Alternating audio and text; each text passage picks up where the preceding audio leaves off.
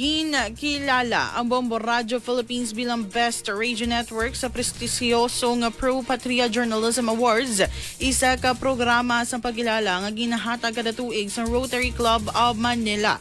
Ginhatag ang pasidungog sa tion sang selebrasyon sa Rotary Club of Manila para sa Adlaw sa Independensya sa Pilipinas sa patigayon sa Hunyo 11, 2026 sa Makati City. Sa ila citation, gipagbutsyag sa Awards Committee ang madugay na nga pagpaninguha sa Bombo Radio Philippines sa paghatag sa masaligan nga balita, impormasyon kag serbisyo publiko sa mga Pilipino sa bug-os nga pungsod. Nagasaad man ang citation nga ang Bombo Radio Philippines nagapabilin nga isa sa pinakamasaligan nga tinubdan sa balita kag impormasyon.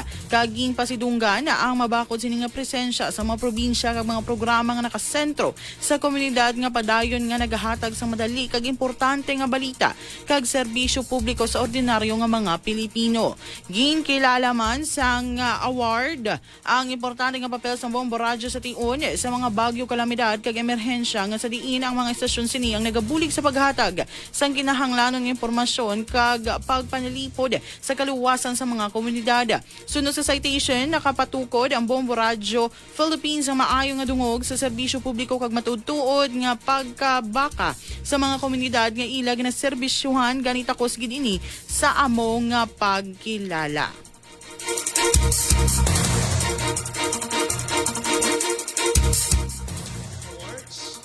First Radio Station of the Year, Bombo Radio.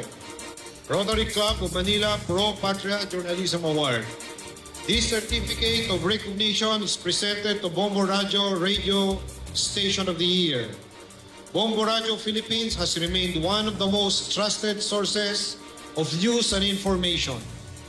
Its strong provincial presence and community-focused programming have consistently provided timely news and public service that reach ordinary Filipinos every day. During typhoons, disasters, and emergencies, Bombo Radio kept communities informed and safe.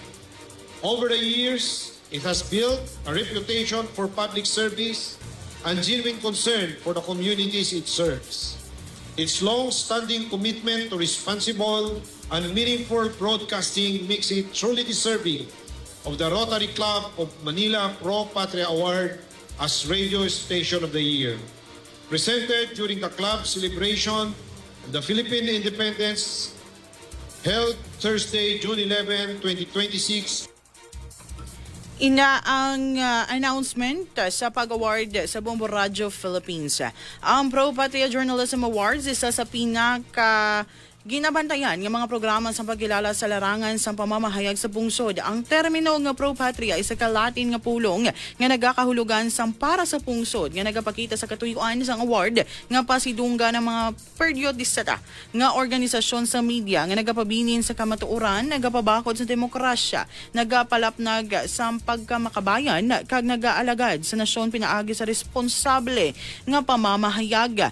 Ginpasidungga ng sang award ang mga media practitioners kag institusyon nga nagapakita sa pinakamatarong kag patas nga pagbalita, kaisog, kamatuoran, moral nga responsibilidad, pagrespeto sa kilwayan sa pagpahayag kag dedikasyon sa pagpaabot sang husto kag importanteng impormasyon sa publiko. Ginhatag ini sang Rotary Club of Manila ang una kag pinakatigulang nga Rotary Club sa Asia nga natukod sa 1919. Bangod sini ang Pro Patria Journalism Awards ang isa sa mga pangunahing programa sa pagkilala sang organisasyon kag ginakabig nga isa sa pinakamataas kag pinaka-prestisyoso nga mga pasidungog sa larangan sa pamamahayag sa Pilipinas. Para sa Bombo Radio Philippines, ang pagkilala bilang Best Radio Network sa Pro Patria Journalism Awards sa Rotary Club of Manila may kahulugan nga labi pa sa pasidungog lamang. Ang Pro Patria nga nagakahulugan sa para sa pungsod nagapahanumdum sa aton labi na sa Bombo Radio Philippines nga ang pamamahayag hindi lamang isa ka proses or propesyon, ini isa ka serbisyo publiko. Isa ini ka responsibilidad sa pagatipan kag pagpanalipod sa kamatuoran. Isa ini ka pagtugyan sa demokrasya kag sa katwang Pilipino. On behalf of Bombo Radio Philippines, On behalf of we Bombo Radio gratefully Philippines, accept the Radio we Network of gratefully the Year accept Award the Radio Network under the of the Year prestigious Award Pro Patria under the Journalism prestigious Awards. Pro Patria This recognition Journalism Awards. carries a meaning This recognition far carries deeper a than meaning honor alone. far deeper Pro than Patria honor alone. meaning for Pro country Patria reminds us, meaning for especially country at Bombo reminds us, Radio Philippines, that especially at journalism Bombo Radio is not Philippines, that merely a profession. journalism It is is not merely public a service. profession. It is stewardship of truth. It is a commitment to democracy It is a and to the commitment Filipino to people. democracy and to the Filipino people. Ina On ang behalf of Bombo tingog Radio ni Philippines, Bombo Herman we sa paghatag sa gratefully accept recognition. the Region- Sa sobra na sa anong kadekada halin sa pagkatukod sinisang Hulyo sa isa na organizasyon nga July 6, 1966 ang Bombo Radio Philippines nanging masaligan nga kaupo sa mga Pilipino sa tion sa kadalagan krisis kag pagbago ginatabunan sini ginatabunan sini ang mga eleksyon kalamidad, mga isyong sosyal kag mga istorya sa adlaw-adlaw nga kabuhi halin sa mga komunidad nga ilag na serbisyohan sa bugos nga pungsod. Sa pinakabahin or di gani sang martial law ang Bombo Radio Philippines mo lamang ang Provincial Radio Network nga nagadala sa balita diretso halin sa Malacañang kag Metro Manila padulong sa mga taga-palamati sa mga probinsya. Klaro nga wala nagabago ang ilang misyon, maghatag sa matuod nga impormasyon, magbalita nga may kaisog kag mag-alagad nga may responsibilidad.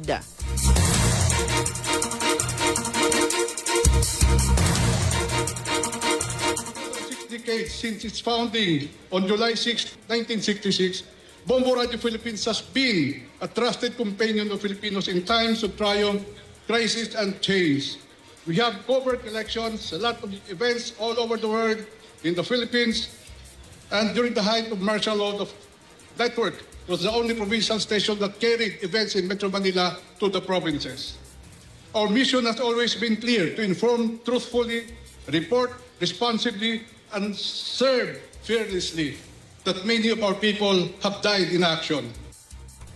Sa iyang pagbaton sa Best Radio Network Awards sa Pro Patria Journalism Award, naghatag sang pasidungog si Bombo Herman Basbanyo sa mga nahimo ni Dr. Rogelio M. Florete. Sunod sa iya sa sentro sa sininga paglantaw amo ang maalamon kag may pananawon nga liderato ni Dr. Rogelio M. Florete, ang chairman sa Florete Group of Companies, isa sa nagkalain-lain nga konglomerado nga may negosyo sa media. Pinag-agi sa Bombo Radio Philippines, banking, bulk water supply, property development, pawn shop, kag jewelry, aquaculture, kag agrikultura, kag iban pa.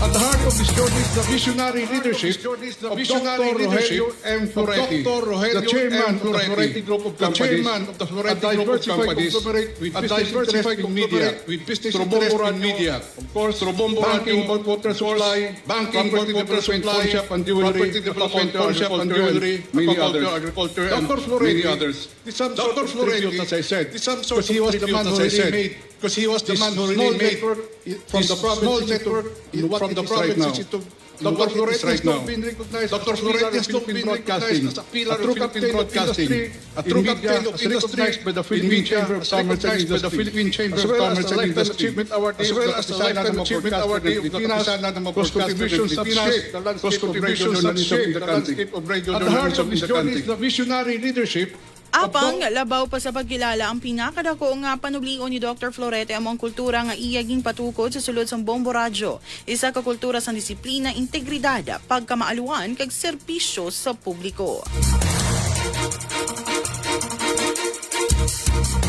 Beyond the recognition, Dr. Rogelio Florete's greatest legacy is the culture that built within Bombo Radio, a culture of discipline, integrity, compassion, and service. He believed that radio must reach beyond headlines and ratings. It must reach people. It must help communities. It must give voice to the unheard and clarity in moments of uncertainty. Bombo Radio has also a lot of flagship projects like Bombo Medico, Tugong Bombo, Bombo Music Festival, and lately we have sent substantial help to the people of Jensan and Mindanao. Sa pagpanguna ni Dr. Rogelio M. Florete, ang Bombo Radio naglapad sa bugos nga pungsod samtang nagapabilin nga nakatuhog sa lokal nga kamatuoran kag realidad sa mga komunidad. Ang Bombo Radio Philippines Network nanging labaw pa sa mga broadcaster, nanging kasosyo sila sa mga komunidad, nanging unang responder sa tion sa mga kalamidad kag nanging plataporma sa pananagutan publiko sa prinsipyo nga fast, first, and right.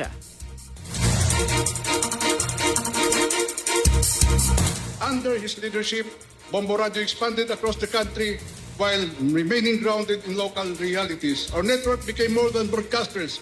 We became partners of communities, first responders during disasters, and platforms of public accountability under the principle of fast, first, and right. Through every challenge, the media, Dr. Floreti's guidance keep Bombo Radio at what it is right now, focusing on credibility and service.